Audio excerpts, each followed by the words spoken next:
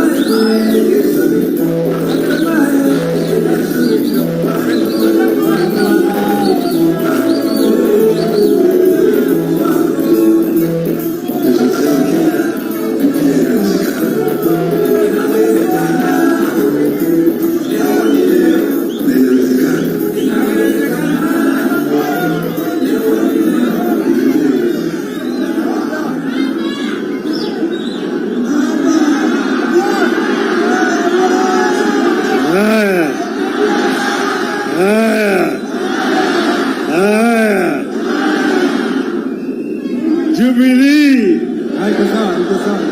Jubilee! Azimio! Azimio! Hey! Hey! Hey! Hayawi! Hayawi! Hayawi! Hayawi! Hayawi! Hayawi! Walisema haitawezekana, haitawezekana, lakini wana Jubilee na wana Azimio wakawajibu ya kwamba ina na simefanyika. Sasa Jubilee imefanya, wajafanya. Azimio imefurahi, hajafurahi. Sisi tumekuja hapa kama wanaazimio kuunga mkono ndugu wetu hapa wa Jubilee.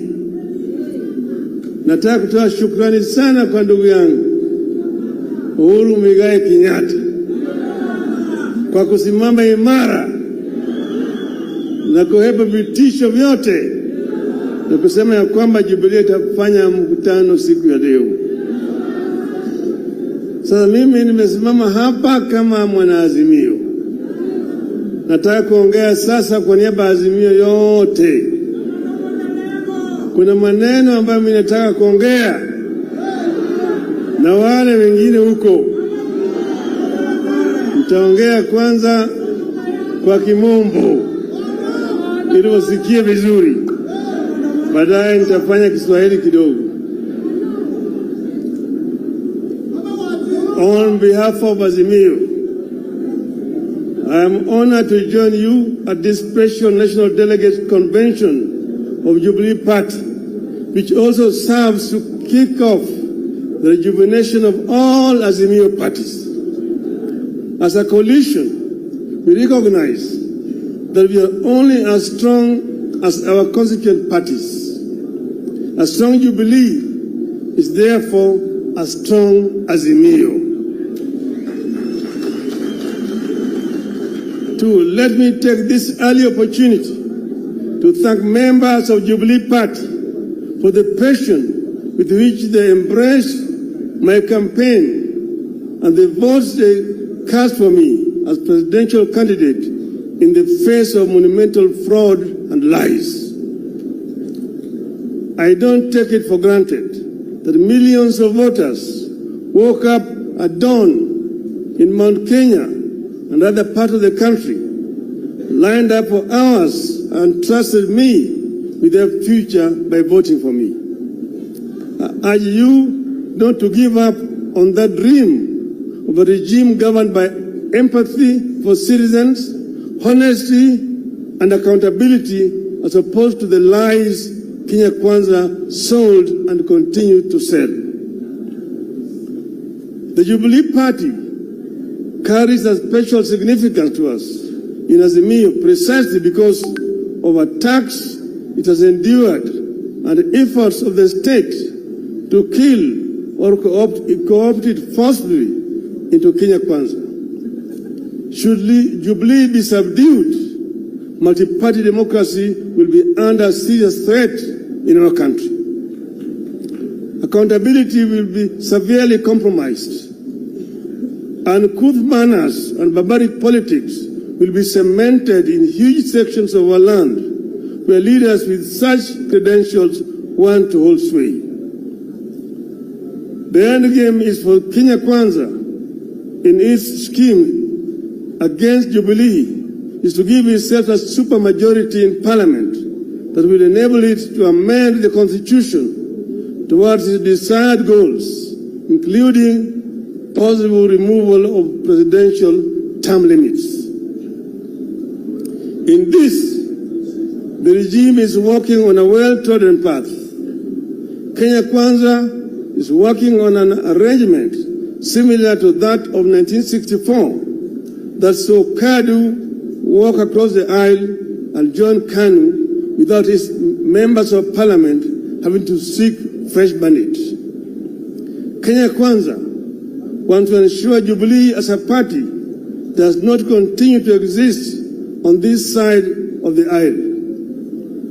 They want Jubilee dead in the same way KADU did, after which Kenya Kwanza will try to enact the train of events that saw Kenya become a de facto one-party state from 1969 before being made a de jure one-party state one afternoon in 1982. Kenyans need to appreciate that the desire to kill alternative forms of political organization is the initial step on the path to a full-blown dictatorship. Next will be a freeze in the people's participation and representation in political affairs of the nation. Next, the rate of participation in critical national activities like voting will diminish. By 1983, as we entered the peak of years of a single-party dictatorship in Kenya, voter turnout stood at a mere 30%. It is therefore upon us, the parties and those who have this hindsight of history, to ensure that what happened once does not happen twice. While those in government may think they will be insulated should the regime succeed in destroying multi-party systems, history tells us that as soon as the regime in power succeeds in killing opposition, it will turn inwards and kill debate and dissent within its own ranks. The governing party will become a tool of the office of the president to manage opposition from within and without. When that happens, only one voice will matter, that of the president. Even those politicians who now think they wield power in the government party will not know where they lost the plot. The people trying to kill or take over Jubilee and hand it over to Kenya Kwanza may not be fully aware of the complex schemes being plotted by their sponsors. They are mere pawns in a game that will eventually consume them.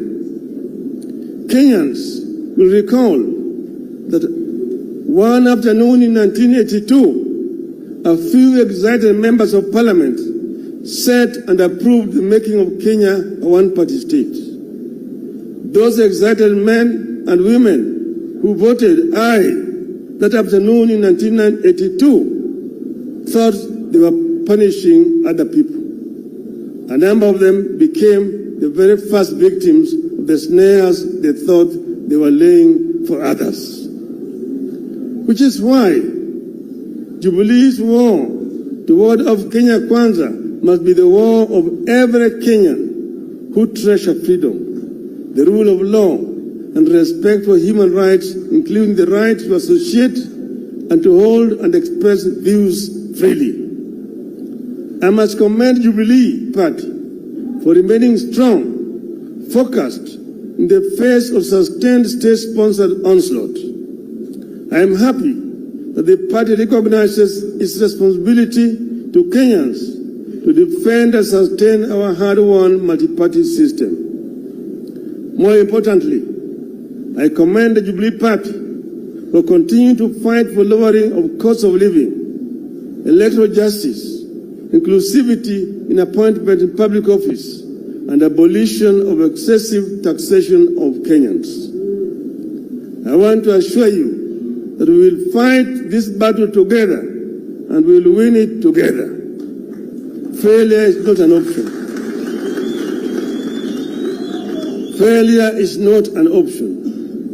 As we push for respect for political parties, I want to make a heartfelt call on our country to respect leaders who have served our nation and handed over the baton to others. In the recent months, you have seen very uncouth, very primitive, and unwarranted attacks on the person and property of His Excellency Uhuru Kenyatta and his family, including the founding president, Mr. Jomo Kenyatta.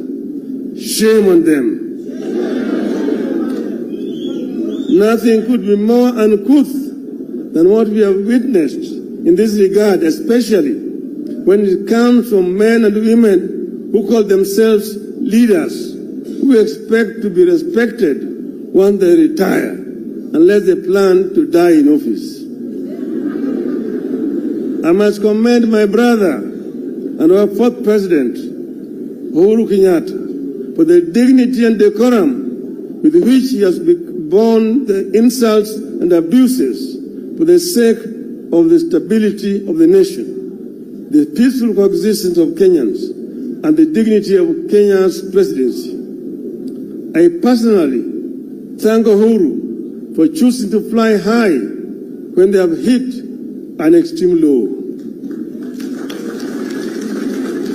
I call for respect of retired leaders, not because Uhuru is with us in Azimio. I say it because it is what I believe in. It is what civilized people should do and believe. It is what happens in civilized nations. Kenyans will recall that when NAC took power in 2002 and excited cabinet ministers paid for the blood of the then retired President Daniel Arap Moi, I said no. I said no to the intended frustration of a man who had held various leadership positions right from before independence, ending up as our president for 24 years. As I said when we launched Azimio in Nakuru on 16th of August 2021, you must cleanse this land of the spirit of anger and bitterness, revenge and entitlement that the presidency continues to ooze. You must also build electoral systems that are resilient, transparent, accountable, and respect the wishes of the voters as expressed at the ballot.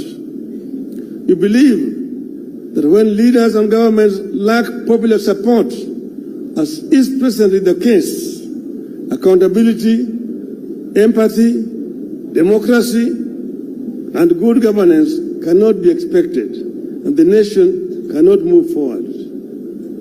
This is the tragedy that afflicts this country today. It is the reason enough for that well-known primitive voice, in Kenya Kwanza to stop losing sleep over an imaginary handshake. Kenya Kwanza is too shady to be embraced.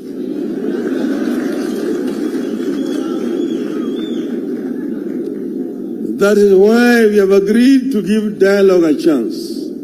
We embrace the talks to secure a good deal for Kenyans, and if the deal will not be forthcoming, Kenyans can be sure we will not pursue vain dialogue.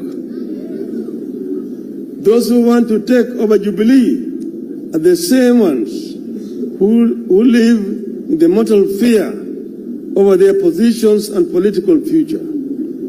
They are the ones living in the nightmare of a handshake nobody is interested in. They want to destroy Jubilee not because it is weak, but because they recognize Jubilee is a force now and could be an even bigger force under threat in the years ahead.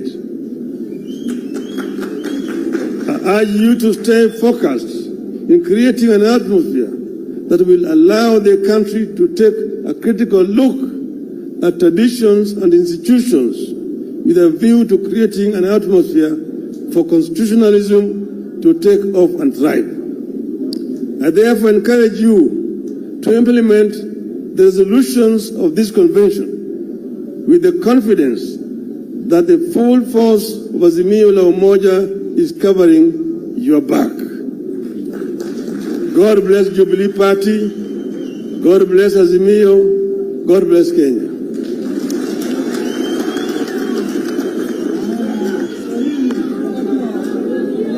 Haya. Sasa nitasema kwa muktasari. Swala nyeti ambayo tuko nayo hapa, kwanza ni mambo ya gharama ya maisha ambayo imepanda sana. Pili, bei ya unga imepanda, bei ya mafuta imepanda, bei ya sukari imepanda, hata karo ya shule imepanda na kodi ya nyumba. Sasa njia hiyo wanataka kuongeza ushuru. Juzi niliwaambia kwamba punda imechoka. Punda imechoka. Niliwaambia ya kwamba Wakenya hawawezi tena kumudu ushuru zaidi. Ile ambayo wanatozwa wakati huu nataka yapunguzwe. Manake Waswahili walisema ati kibebacho kikivuja nafuu kwa mchukuzi. Kwa hivyo mambo gharama ya maisha tutazidi kupigana juu yake. Pili ni mambo ya uchaguzi, mambo ya sava. Tulisema mpaka sava ifunguliwe. Juzi nilipoambia wanasema sava ilifunguliwa. Nikauliza ilifunguliwa wapi? Wanasema mambo ya uchaguzi ilikwisha. Sisi kama Azimio si watu ambao wanalalamika kwa hovyo. Muliona hapa Bomas of Kenya kulikuwa na makomishina 7, Chebushetha na wengine na wawili na wengine wanne walisema la, yale matokeo ya bwana Chebukati hayakuwa kweli. Walisema namna hiyo, mpaka wakatoka pale wakaenda kule Serena Hotel wakatoa taarifa tofauti na yale ya bwana Chebushetha. Kwa hivyo na baadaye jamaa kapiga firimbi na katoa matokeo ya uchaguzi wa halali. Kwa hivyo tunataka tuangalie hiyo sava ili tujue ni kitu gani iko ndani yake. Ukweli hiyo ni sharti mpaka ifanyike.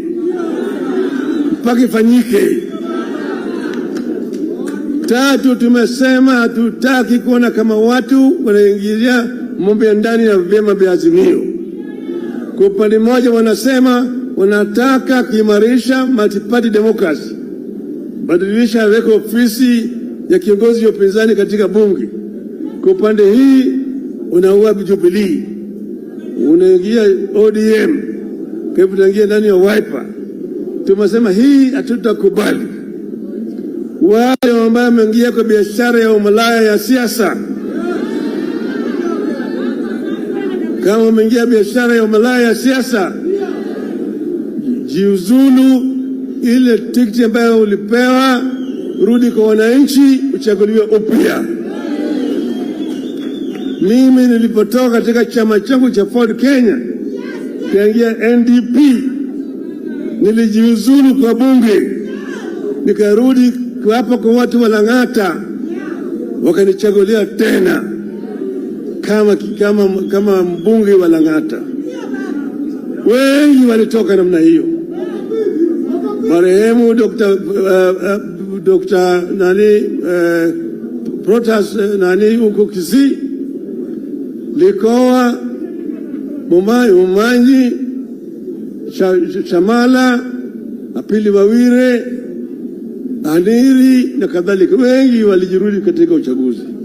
Kwa hivyo tunasema badala ya kuchukua Jubilee uende naye katika Kenya Kwanza, toka kwenda peke yako, nasimama na chama ya Kenya Kwanza au UDA, tuonane na wewe kwa kiwanja. Mwisho wamesema Kenya ni kampuni ambayo kuna hisa, ati wengine wakuna hisa mingi zaidi, wengine wana kidogo, wengine hawana. Swali ni kwamba kama kuna Wakenya ambaye hawana hisa, wanafanya nini Kenya?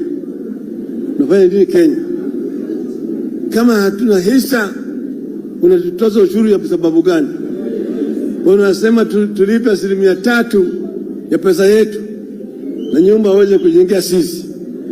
Tumesema ikiwa kama nyinyi mnasema mambo ya hisa, na tunataka Bwana Ruto atuambie mimi kama yeye anaunga mkono mambo ya Bwana Gachagua. Bwana Gachagua ndio naibu wake. Ukisema ya kwamba Kenya ni kampuni, basi sisi tutaki tunaenda kwa Umoja wa Mataifa tuseme tunataka self determination.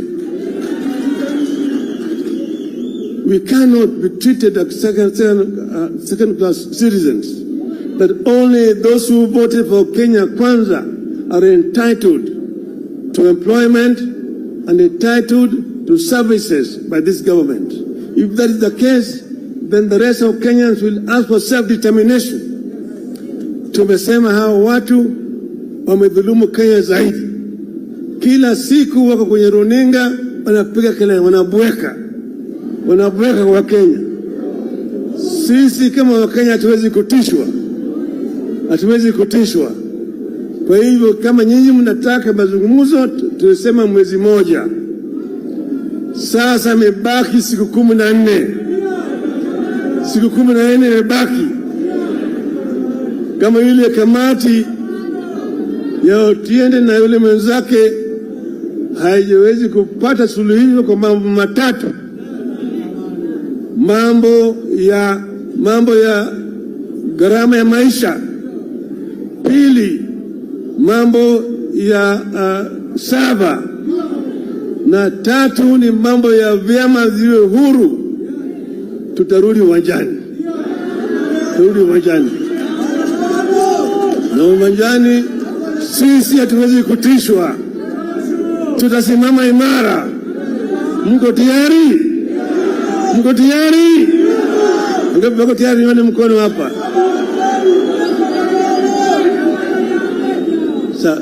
Hawa walisema wao ni watu wa hasla. Sasa lugha ya hasla sasa imepotea. Hawataji mambo ya hasla tena hata kidogo. Wanaongea juu ya wadosi peke yake.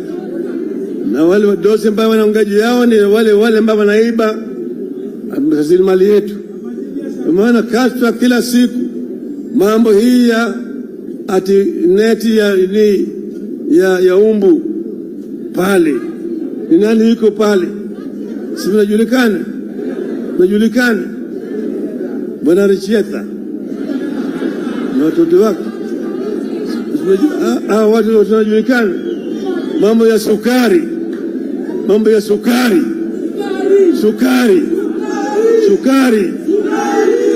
Sasa sisi tumesema mambo ya ufisadi mpaka iangaliwe na watu ambao wanahusika, lakini wezi hawezi kwenda kushika wezi wengine. Mambo ya Shakahola,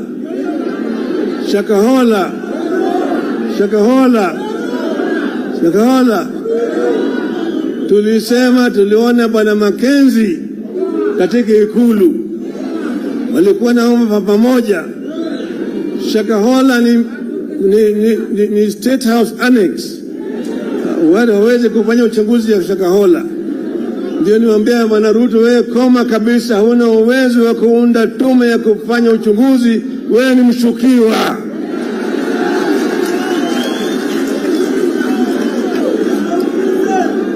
Na Bwana Gachagua ni mshukiwa na makuu. Hao wote hawezi kufanya uchaguzi. Mimi nilienda Shakahola nikazuiliwa kuingia pale. Kwa sababu gani? Manake wanajua mimi nitaona ukweli huko, sivyo?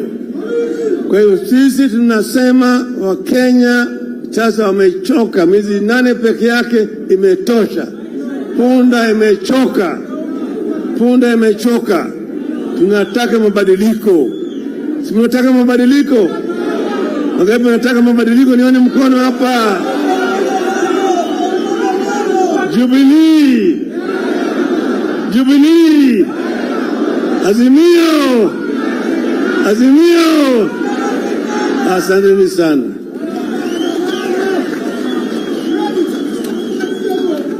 Asante sana baba. Asante sana baba Raila Amolo Odinga. Tumesikia hotuba zote na ni shukrani kubwa. Asanteni sana. Nataka kumuita Mheshimiwa Shebesh kuja tunapomalizia, useme kwa kifupi shukrani kwa viongozi ambao wamekuja pamoja na yale ambayo yote pamoja. Thank you so much.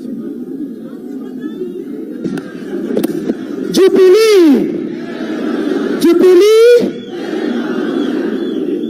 President wetu, our party leader Uhuru Kenyatta, wacha nianze na kusema asante kwako. Tunakupenda bure. Watu wa Jubilee, ni kweli ama si kweli? Ukiona Uhuru roho yako inasikianga aje? What you have done for us today, utaona matokeo yake. You can be sure we are rejuvenated, we are committed, and we will hold on to Jubilee Party for life. Raila Amolo Odinga, asante. Martha Karua, my brother, my friend, Kalonzo Musyoka, Eugene Wamalwa, Wajakoya, Wainaina from Kanu, and Mwangi Wairia. I want to tell you, in case you have no idea, this face is the new face of hope for Kenya. It's the new face of hope for Kenya. I am a mother of what are called millennials and Gen Z. Wale vijana ambao wako na miaka 30 na miaka 20. And I'm telling you, tukifanya campaign ya Azimio, it was hard for us to connect to those people. But since maandamano, it is my children who ask me, kwa nini Monday hakuna maandamano? So I want to say to the new face of Kenya and the new hope of Kenya, which is Azimio, don't tire. Because the hopes of Kenyans that you are carrying are not only our generation, but this generation that we must hold strong. I want to say thank you to our SG, Jeremiah Kioni. Where are you, Jeremiah Kioni? SG, Aki, kuja tu hapa kidogo. You know, if you know a political party, na unajua uchungu ya political party, then you must understand the role Jeremiah Kioni has played for us to be here today. And because people are never praised at home, today Kioni, I want to praise you. I want to say hiyo sufuria unavaa. Hata sisi watu wa Jubilee from now on, tukienda maandamano tuvae sufuria kwa kichwa. Ndio watu wajue Jubilee is in the house. And I also want to thank you for not being shaken and for making us reach where we are today, that we can confidently say Jubilee tuko bela pamoja. Asante sana. Chairman wa Jubilee ambao leo mmeleta delegates hapa, nikianza na chairman wangu wa Nairobi ambao nampenda sana. Those who have run political parties, President Uhuru, you know, even when you were in Kanu, Raila Odinga, I know he knows this, that is his strength. Ni wale wanaitwa chairman wa party. We want you to work with pride in your areas. Mkisimama mseme mimi ni chairman wa Jubilee. Because from today, I'm assuring you, mambo imebadilika. Mungu abariki sana. Mpigie Shebesh makofi anapotoka. Asanteni sana sana kwa kuja, delegates wote, waheshimiwa wote na wanachama wote. Asanteni sana sana sana. Ningependa Asante. Ningependa tuwaruhusu VIP waweze kuondoka muziki utakapokuwa unaendelea. Tunawashukuru.